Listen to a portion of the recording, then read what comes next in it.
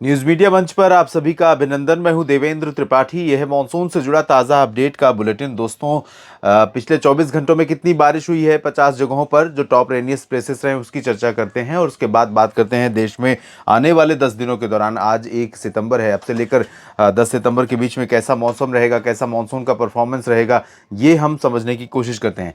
धर्मपुरी में पिछले 24 घंटों में 93 mm की रेनफॉल रिकॉर्ड की गई। धर्मपुरी यानी तमिलनाडु। और बेंगलोर में भी 89 mm की रेनफॉल रिकॉर्ड की गई है। लंबे समय के बाद यहां पर वर्षा हुई है। सेलम में 86, धर्मशाला में 80 मिलीमीटर की भारी वर्षा रिकॉर्ड की गई। लॉन्ग आइलैंड में 79, बेंगलोर में 68 मिलीमीटर की वर्षा रिकॉर्ड की गई एयरपोर्ट हवाई अड्डे पर। और गडक में 66, पोर्ट ब्लेयर में 64, 62 मिलीमीटर, कोलकाता के अलीपुर में और गोंदिया में 61 मिलीमीटर की वर्षा रिकॉर्ड की गई है। तिरुवनंतपुरम में 53, चिंतामणि में 41 और पुदुचेरी में 38 मिलीमीटर की भारी वर्षा हुई है। तिरुचिरापल्ली में भी 38 मिलीमीटर वर्षा रिकॉर्ड की गई। बेलगाम और इरोड में 34, 33 रही है। सागर में, कार निकोबार में 30 मिलीमीटर की वर्षा रिकॉर्ड की गई और के परमथी में बारिश रिकॉर्ड की गई है।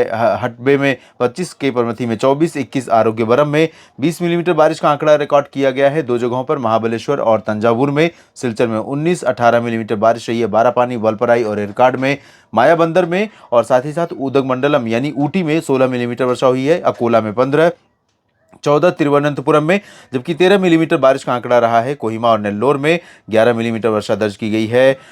हावेरी और मंड्या में पलियमकोट्टई में बारिश रिकॉर्ड की गई 10 मिलीमीटर। इम्फाल तुलिहाल में 9, 8 कवली में, सतारा में 6 और अरियालूर में 5 मिलीमीटर। साथ ही साथ अरियालूर के अलावा कोलकाता के दमदम एयरपोर्ट पर, चंद्रपुर और कोडाईकनाल में 5 मिलीमीटर वर्षा दर्ज की गई है। और 3 मिलीमीटर बारिश का आंकड़ा रहा है कन्नूर, डायमंड हार्बर, दीघा और हाफलॉन्ग में। बागलकोट, गोरखपुर, काकीनाडा, इन जगहों पर 2 मिलीमीटर बारिश दर्ज की गई है। और आने वाले 10 दिनों के दौरान यहां पर परिस्थितियां देखिए कितनी अच्छी दिख रही हैं। लेकिन अभी धैर्यपूर्वक आपको राजस्थान में इंतजार करना पड़ेगा। बारिश अगर पश्चिमी राजस्थान, पंजाब, हरियाणा के पश्चिमी हिस्से, गुजरात के कच्छ और सौराष्ट्र की स्थिति देखें तो इस 10 दिन के दौरान भी यहां पर क्लियर ही वेदर दिखाई दे रहा है।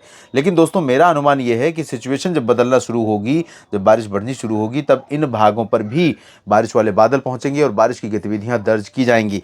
लेकिन डेफिनेटली अनुमान जो बारिश का है आने वाले 10 दिनों के दौरान, उसमें जो कोंकण, गोवा से लेकर के पश्चिमी घाट का रीजन है, केरल के त्रिवेंद्रम तक, कोचीन तक, इन सभी भागों पर व्यापक वर्षा हो सकती है। इसके अलावा आंतरिक महाराष्ट्र में, मराठवाड़ा, मध्य महाराष्ट्र और विदर्भ, तेलंगाना, आंध्र प्रदेश, छत्तीसगढ़, उड़ीसा और कर्नाटक के कुछ इलाके, साथ ही साथ मध्य प्रदेश के अधिकांश हिस्से बारिश से प्रभावित होंगे। पूर्वोत्तर में ठीक ठाक बारिश होती रहेगी। पश्चिम बंगाल और झारखंड के दक्षिणी हिस्सों में बारिश ठीक ठाक होगी। इसके अलावा झारखंड का उत्तरी हिस्सा, बिहार और उत्तर प्रदेश, उत्तरी मध्य प्रदेश, इन भागों में भी कई जगहों पर वर्षा होने की संभावनाएं बनेंगी। 5 सितंबर के बाद यहां पर कई जगहों पर बारिश होगी और 5-6 सितंबर के आसपास ही अनुमान यह है कि राजस्थान के पूर्वी हिस्सों में और दिल्ली, हरियाणा, पंजाब तक बारिश वाले बादल पहुंचेंगे और पहाड़ों पर भी उत्तराखंड से लेकर कश्मीर के बीच में बारिश की गतिविधियां बढ़ जाएंगी। तो फिलहाल अभी इंतजार की घड़ियां बहुत लंबी नहीं है, लेकिन लंबी लग रही है क्योंकि लंबे समय से इंतजार आप कर रहे हैं।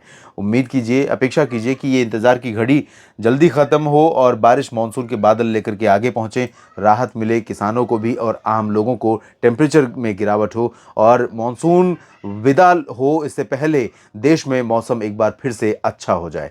फिलहाल इस बुलेटिन में इतना ही। लगातार जुड़े रहेगा मौसम तक चैनल और न्यूज़ मीडिया मंच के साथ। जानकारियां ठीक लगती हैं तो लाइक और शेयर करना बिल्कुल ना भूलें और चैनल को सब्सक्राइब नहीं किया है दोस्तों तो सबसे पहले कर लीजिए। धन्यवाद।